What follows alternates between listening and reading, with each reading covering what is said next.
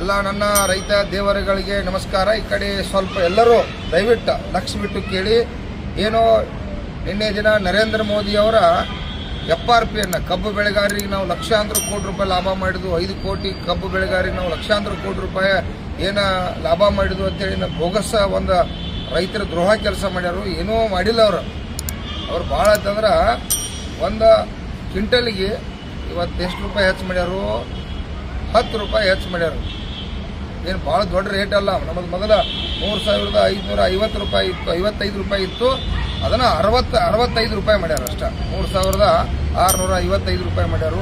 ಏನಾಯ್ತು ಅದ್ರೊಳಗೆ 900 ರೂಪಾಯಿ HNT ಕಟ್ ಆಕೈತೆ.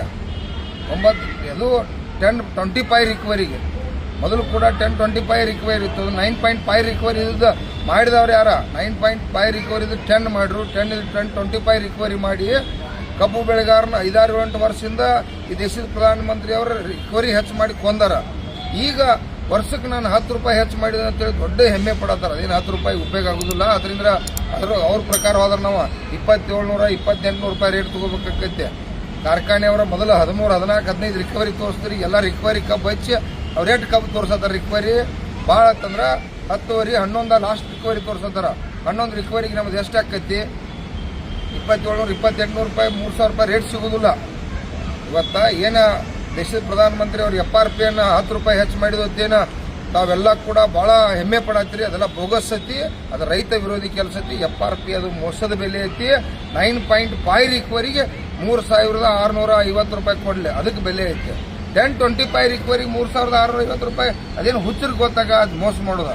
ಒಂದು ಟನ್ನಿಗೆ 100 ರೂಪಾಯಿ ಹೆಚ್ಚಾದ್ರೆ 1 ಲಕ್ಷ ಕೋಟಿ ಹೆಂಗೆ ಲಾಭ ಆಯ್ತು ನಮ್ಗೆ ರೈತರಿಗೆ? ಏನಾದ್ರು ಮೂರ್ಖತನ ಮಾಡಿ ರೈತರನ್ನ ದಿಕ್ಕು ತಪ್ಪಿಸ್ಬೇಡ್ರಿ. ರೈತರು ಅಂದ್ರೆ ದೇವ್ರದಾರೋ, ನಾಡಿನ ರೈತರು ನಾಡಿಗೆ ಅನ್ನ ಹಾಕ್ತಾರೋ.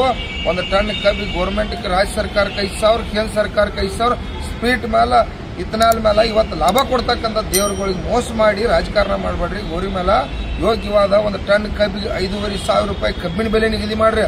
ಕಟಾವು ಸಾಗಾಣಿಕೆ ಬಿಟ್ಟ ಅವತ್ತು ರೈತರು ಉದ್ಧಾರ ಆಕತ್ತಾರ ಅಂತೇಳಿ ಇವತ್ತು ಯಾರು ರೈತರು ಅದನ್ನ ನಂಬಕ್ಕೆ ಹೋಗ್ಬೇಡ್ರಿ.